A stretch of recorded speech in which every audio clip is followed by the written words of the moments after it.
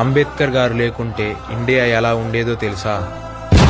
SC ST minority పిల్లలకి స్కూల్లోకి entry ఉండేది కాదు. ఎస్సీ ఎస్టీ మైనారిటీ వాళ్ళు అంటరాని వాళ్ళని ముద్ర వేశారు. ఆడవాళ్ళకి టెంపుల్స్లోకి ఎంట్రీ ఉండేది కాదు. ఆడవాళ్ళకి మాట్లాడే హక్కు ఉండేది కాదు. పేదవాళ్ళని కొట్టి చంపినా అడిగే రైట్ ఎవ్వరికీ ఉండేది కాదు.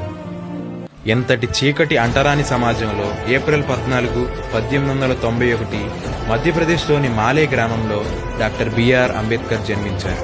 ఆయన ఒక నిరుపేద కుటుంబంలో చిన్న వర్గంలో జన్మించి ఎన్నో అవమానాలు, అపహాస్యాలు ఎదుర్కొని చదువునే ఆయుధంగా మార్చుకుని అంటరానితనాన్ని లేకుండా చేశారు.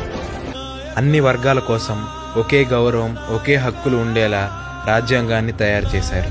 తనకు ఎదురైన అవమానాలు దేశానికి అవకాశాలుగా మార్చేశారు. నిన్న తల వంచిన వారి కోసం నేడు తలెత్తి చట్టాన్ని 2 సంవత్సరాల 11 నెలల 18 రోజులలో పూర్తి చేశారు. 32 డిగ్రీలు సంపాదించిన ఏకైక భారతీయుడు, అలాగే ఫాదర్ ఆఫ్ ది కాన్స్టిట్యూషన్ కేవలం మన అంబేద్కర్ గారు. ఇంతకుముందు ఎవరైతే ఉమెన్స్కి మాట్లాడే అర్హత లేదని చెప్పారో ఈరోజు అదే ఉమెన్స్ ఇందిరాగాంధీ, జయలలిత లాంటి వాళ్ళు ఇండియానే పరిపాలన చేస్తున్నారు. ఇది కేవలం అంబేద్కర్ గారి వల్లనే సాధ్యమైంది. Don't listen to what others say, just keep going on your path. One day your success will prove them wrong. Follow your dreams, not other opinions.